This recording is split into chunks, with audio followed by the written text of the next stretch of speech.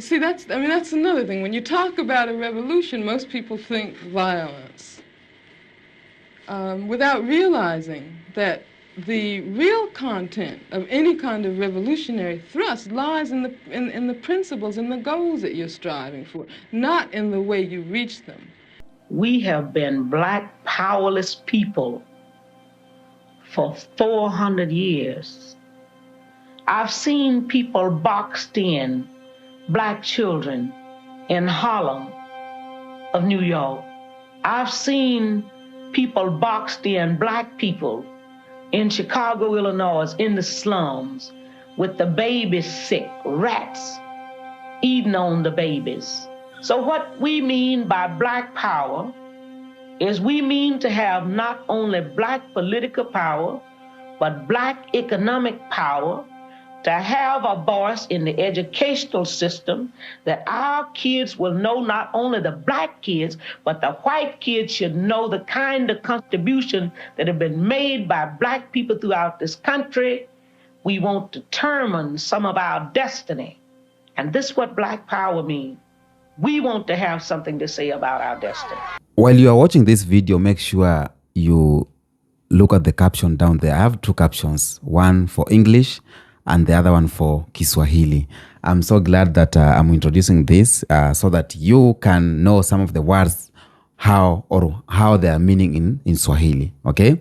Now, Grand Rising Kings and Queens from Africa and across the ocean, welcome back to my YouTube channel.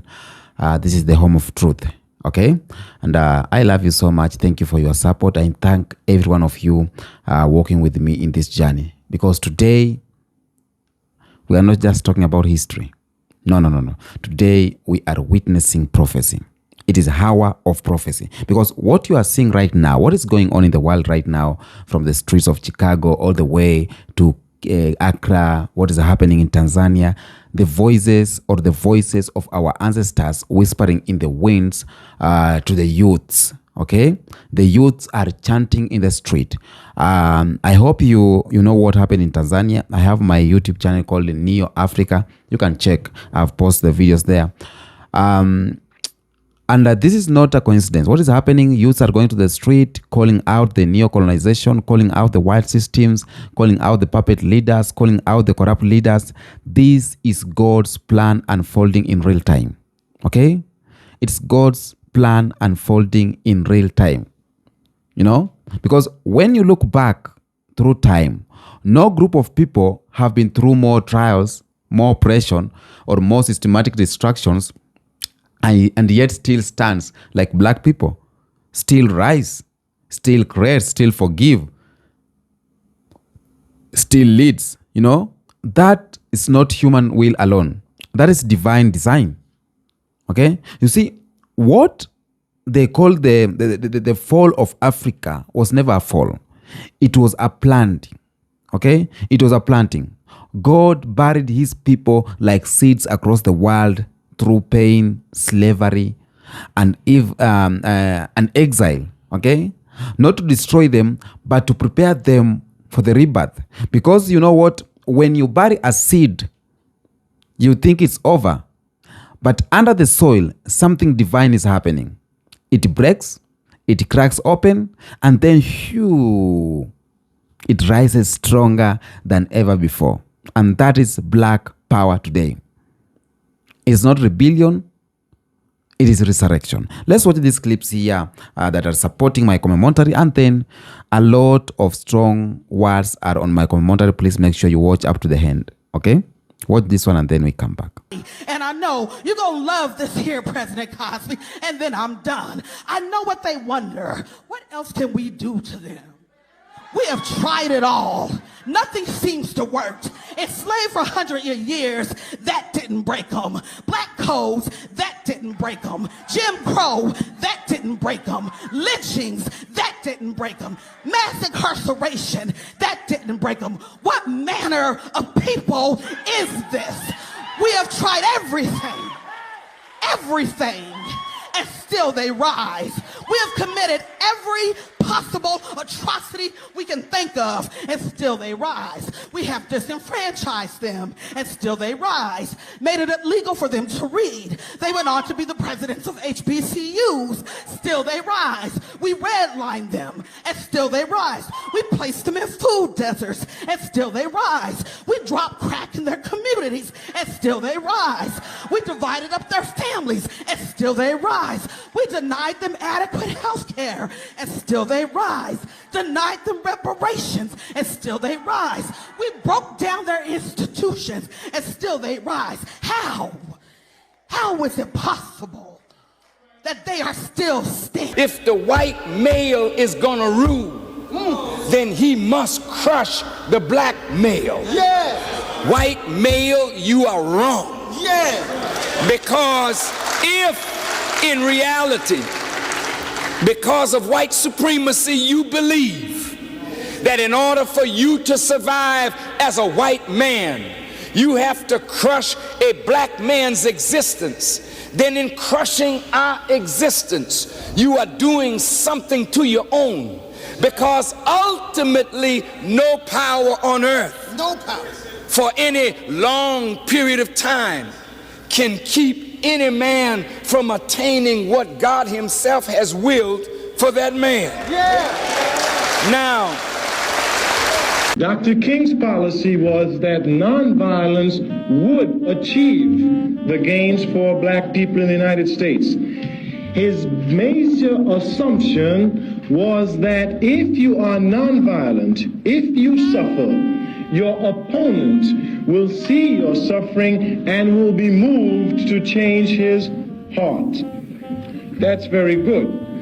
He only made one fallacious assumption. In order for nonviolence to work, your opponent must have a conscience. The United States has none. The culprit must be pointed out. And the culprit in this situation is not merely the one with the Molotov cocktail, but the culprit is a Congress, is a recalcitrance of white society, the vacillation and the ambivalence of white America on the whole question of genuine equality for the black man.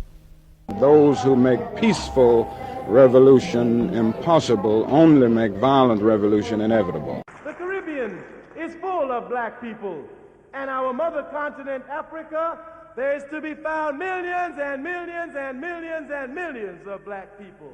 Black power means all of these millions and millions and millions and millions and millions and millions of black people coming together to form black power. There is an African proverb that says, until the lion learned to write a story, all stories glorified the hunter. There was a time Africa was profiled as the continent of conflict, disease, poverty, and war. I want to tell you that we have a new definition of Africa. It is the continent of opportunity, great potential, and a great future. Yes. Yes. It is for this reason that today we have the first ever Italy-Africa Summit, because it is now clear to all that Africa is not what it has always been profiled to be. By the year 2050, a quarter of the world's population will be living in the African continent. By the year 2050. And therefore, any business person, including Kemal, if you're looking as a business person, you must think about the market. Yes. The market will be in Africa shortly. We are having a new conversation about our continent. We are very proud of what the continent can achieve and what the continent has to share with the rest of the globe. We are very confident that the resources we have in our continent, if they were complemented by the technologies that we have in this part of the world, and the financing that we can all put it together, we can forge a win-win outcome for Europe and Africa, and for Africa and the globe. In fact, I can tell you today 4 aspects of Africa, what Africa is. Number 1, Africa has the largest renewable energy assets in the world. Number 2, Africa has 2/3 of the world's arable land for agricultural production. Number 3, Africa has the youngest population, 70% below the age of 30. And number 4, Africa has the world's critical minerals that are necessary for energy transition. So if you are looking at the future and you're not looking in the direction of Africa, then I want to tell you, you are looking in the wrong place. Yes. The future is in Africa. Do y'all see the stuff that's shifting around? Do y'all see the stuff that's shifting around? Ever since Black Americans decided to start doing different shit, I want y'all to pay attention to how we are changing the narrative. Now, I just did a video telling y'all about ICE and how folk was mad because Black Americans are working for ICE. Look, they mad because we not being shut out of opportunities. We are being offered opportunities. And I believe that it's because a lot of us got off of that Democratic plantation. Now, I am former 92%. My husband is former 78%.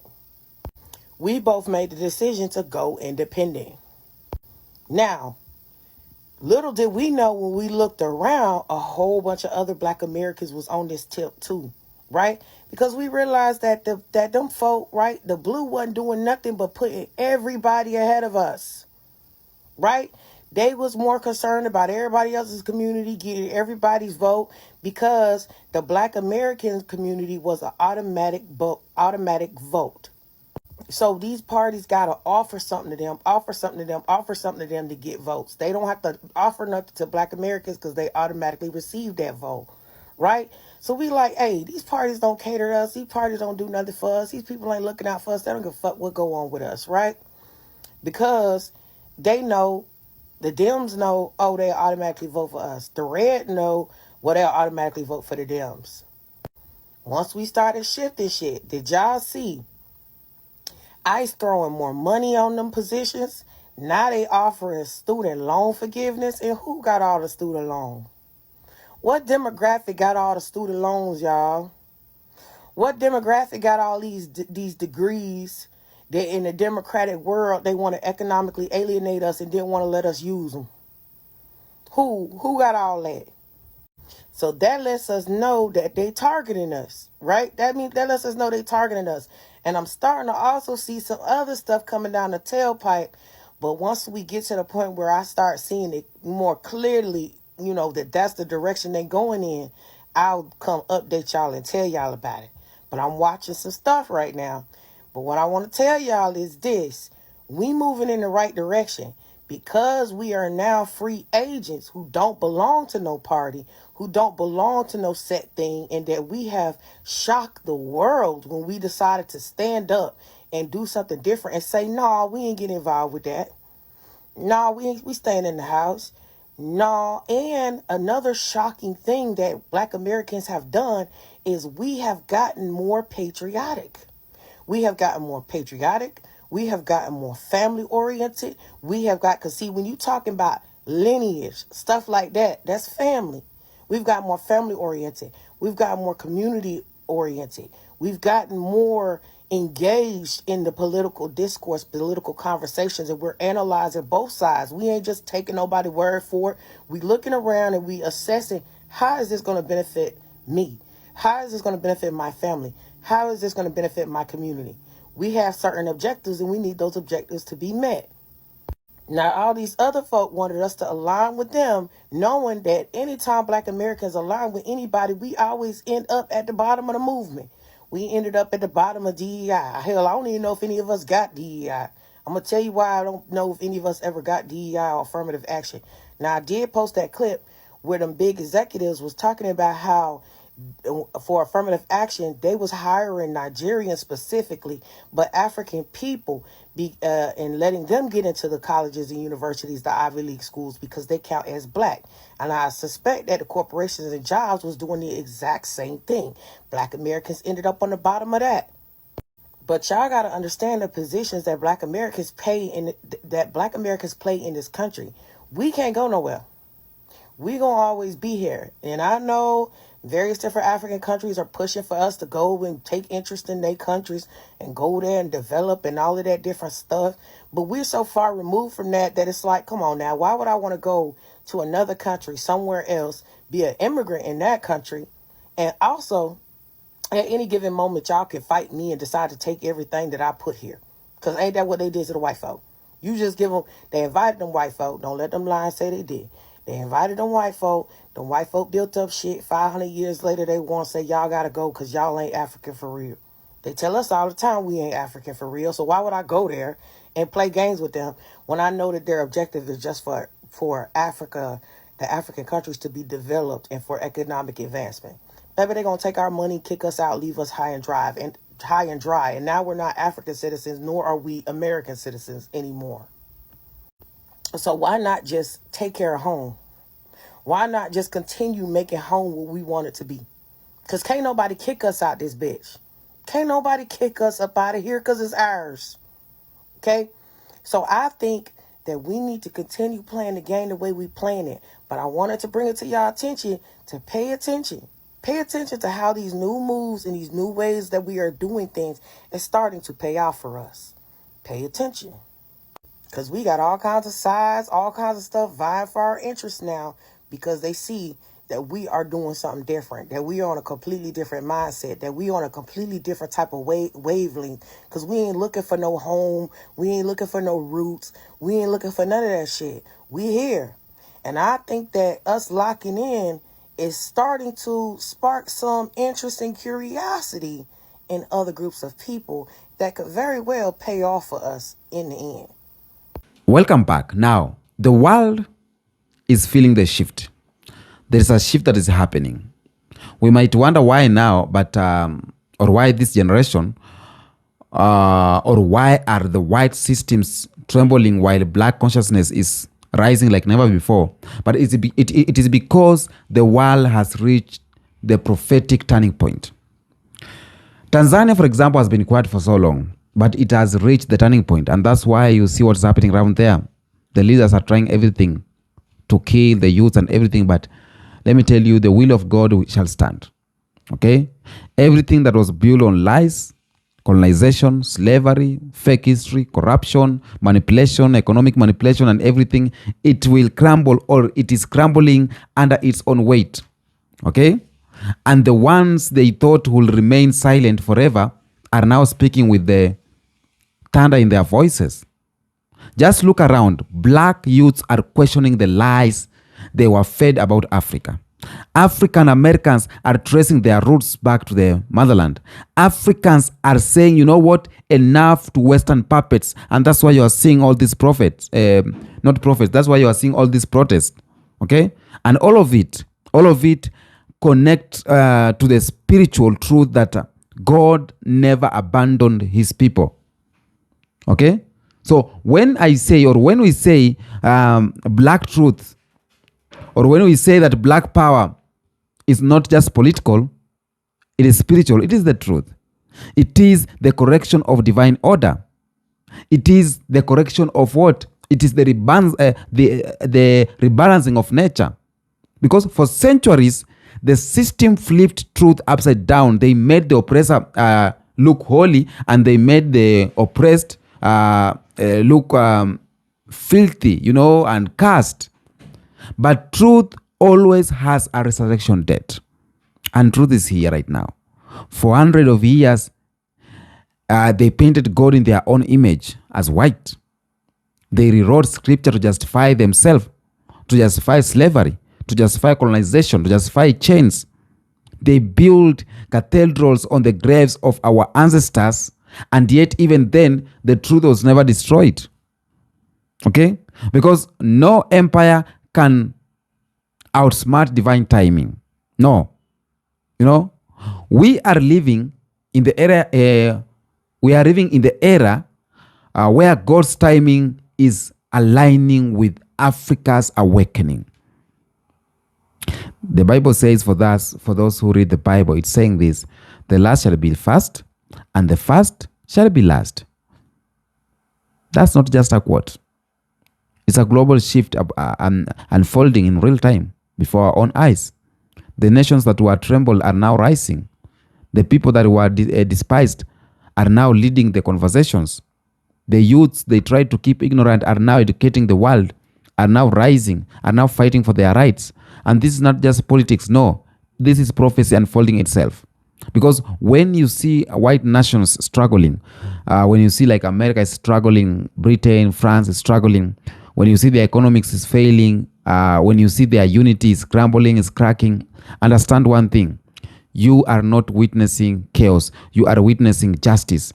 And this is the divine rebalancing of a world that has been out of order for a very long time. Okay? They enslaved, they lynched, they exploited, they extracted, and for centuries they built their empire on the suffering of black people, on the suffering of Africa. They extract and exploit from Africa, and yet Africans are still in poverty. But now the same God that allowed the storm is calling his people out of wilderness. The same voice that said, "Let my people go" in ancient times is speaking again through a new generation. You see what's happening in Tanzania, and the people are very shocked. Tanzanians are very shocked. Even the Mama Samia Suluhu is very shocked. Okay? Because she was thinking Tanzanians are very quiet people. They don't know about constitution and everything, you know, their rights and everything. They're just quiet people. They're just peaceful people. But you know what is happening in Tanzania right now? It is not chaos. It is the rebirth of or resurrection of liberation and rebalancing of what's going on there. Okay? And that's why the system, the corrupt leaders, and all those who supporting these evils are afraid. Because they can feel the shift. Right now, they are feeling it. The system feels the shift before it is visible. And that's why you see censorship increases. That's why you see abductions are increasing in African countries. Okay? That's why you see anti-black narrative, it's multiplying. That's why they fear unity between Africans and African Americans, because when those two connect, the prophecy activates. The prophecy, it is being catalyzed, you know. Africa was the source, and Black America was the voice. And right now, the two are becoming one movement. Okay? Now, let's talk about the spiritual awakening behind Black unity, because the rising is not just about race, about Black race, you know. We are not making ourselves happy. No, this is about energy. Okay? It's about the return of divine alignment. The Black race, for example, Black people, or the race in general, has been deeply spiritual, connected to nature, connected to vibration, ancestors, rhythm, and harmony. Okay? And that's why even under slavery, our people sang. Even under colonization, our African people danced. Even in pain, we praised. You know, because worship was never stolen from us, Black people. It was just transformed. Okay? They took the drum, but they couldn't take the beats. Okay? They took the book, but they couldn't take the world. They took the land, but they couldn't take the purpose. And right now, the same spiritual frequency is echoing across the planet. Okay? You can see it. If you don't feel it, just relax. Breathe in, breathe out. You can feel it, what is happening. You can feel the rise of Black entrepreneurship. You can feel the rise in the art, the music, the fashion, and everything. You can see it in global conversation. Everyone is watching black people. Everyone is imitating. Everyone is curious about black people because that is prophecy coming alive. Okay? That is prophecy coming alive. The stone that the builder rejected is becoming the cornerstone of the new world. Okay? For centuries, they have tried to convince black people, they have tried to convince us that we needed them to survive. We needed them to, to live well. Okay? That our salvation came through their religion. That their economy, their technology, But the truth is, they're the one who are needing us. They needed us. Without Africa, there's no gold. Without Africa, there's no energy. Without Africa, there's no civilization. Without black people, there's no culture. Okay? And right now, that the world is awakening to that truth, they are panicking. Okay?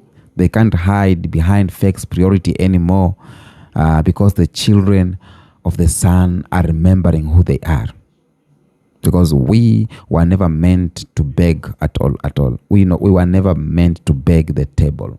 We were meant to build our own table.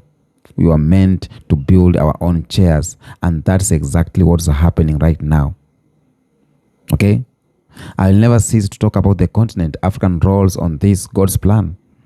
Okay? Africa is not just a land. Understand that. Africa is not just a land. Africa is the foundation of humanity. The oldest DNA come from Africa. The first maths, the first medicine, the first philosophy come from Africa. Okay? And even today, the future of the world still depends on Africa. They call it the scramble for Africa again, but this time Africa is aware that this time it is not the 1800s. This time the youths are informed. This time the people are connected. This time the spirit of our ancestors walks with us. And that's why every Western power is fighting so hard to keep Africa divided, because a united Africa politically, a united Africa spiritually, a united Africa economically is unstoppable. And a united Africa with the global black diaspora behind it, that's world changing. Okay? Remember this, God's plan is not random. God's plan, it is strategic.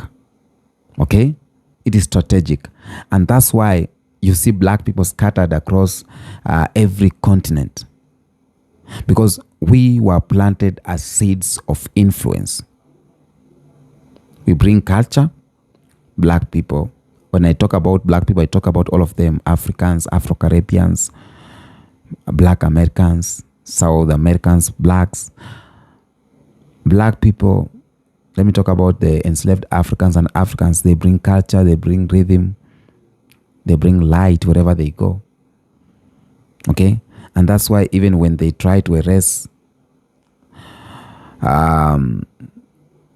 they can't do that, because we reappear in every generation. You see, God didn't just want us to survive as black people. He wanted us to be awakened. And right now, we are in that moment. A generation that refuses to confront or a generation that refuses to conform. A generation or a people that refuses to be divided, a consciousness that refuses to be silenced. And when spiritual awakening meets spiritual power or cultural power, that is when divine impact begins. Okay? Now, allow me to talk about the sign of prophecy being fulfilled. The signs that I'm seeing that is making me to say that prophecy is being fulfilled. Because even there's a scripture say that you shall be scattered among all nations, but in the end, I will gather you. That is Deuteronomy 30, verse 3. For centuries, black people have been scattered people, from the plantations of America to the mines of South Africa, from Jamaica to London, Brazil. But right now, the gathering has begun, not just physically, but spiritually, mentally, technologically. The moments Black Americans are starting going back to motherland, this wave, it is the reconnection, it is the gathering has begun. Okay, God is using the same technology once used to divide us, now to unite us. Okay, social media became our modern day drum, carrying the rhythm of truth across oceans, and that beat is spreading. You see what happened in Tanzania when there was chaos, when there was protest. The government of Tanzania shut down the internet, but the people recorded with the smartphones and everything, the cameras. And right now, it is spreading. They tried so much to hide it. They tried so much to silence the people of Tanzania. But this social media is making each and every Black person across the Africa or across the continent, across the world, to know what is happening in Tanzania. Family, just to watch carefully. The system that once ruled the world are losing their power, economically, morally, and spiritually. Okay? And for centuries, the West positioned itself as the savior of civilization. Okay? But the fruits of their tree is war. It's greed, it's confusion. Empires fall the same way they rise. Through pride and blindness, Rome fell. Britain Empire collapsed. We have been talking about the collapse and everything. Okay? While they struggle with division, mental illness, identity crisis, and all of these things, Black people are uniting. Okay? And this is not just political. It is prophetic. When Pharaoh Empire started falling, Moses didn't have to fight the whole army. But God handled that. Okay? Moses just had to lead the people of Israel out of Egypt. And right now, Black people worldwide are doing the same. Walking out of the psychological Egypt, out of colonial mindsets, out of dependency. And that's why they fear this awakening, because every system built on your ignorance dies.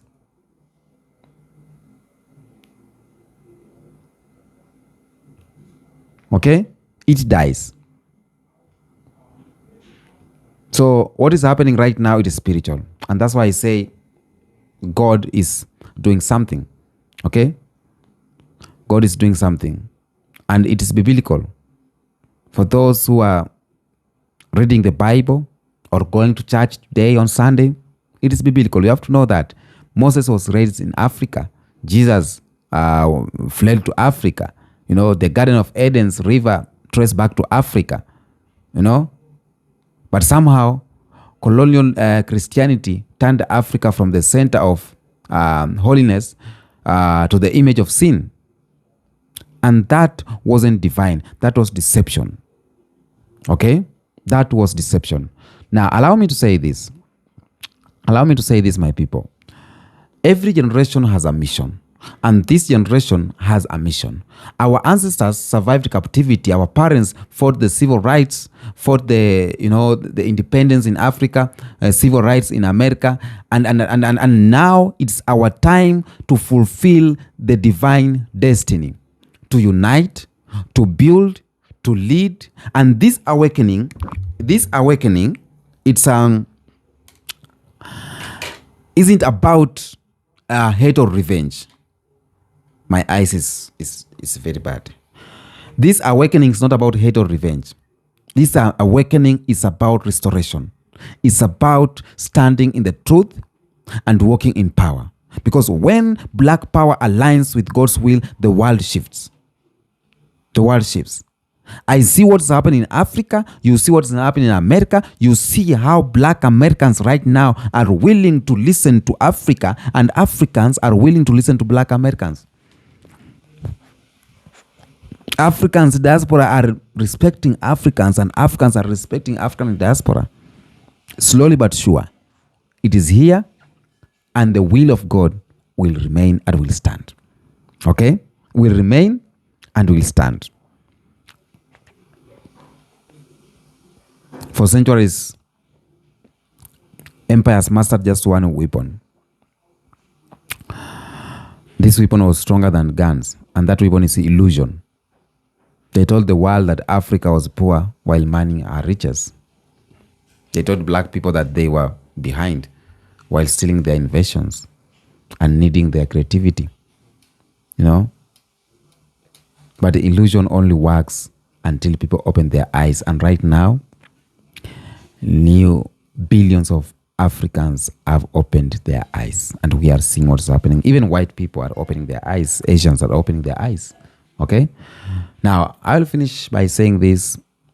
We need to stand up as black people. We need to support black people, educate. The youths must know what's going on, because this is our time. This is our time. Every generation has a part to play, and our part is now. Let's play it well. Until next episode, peace out.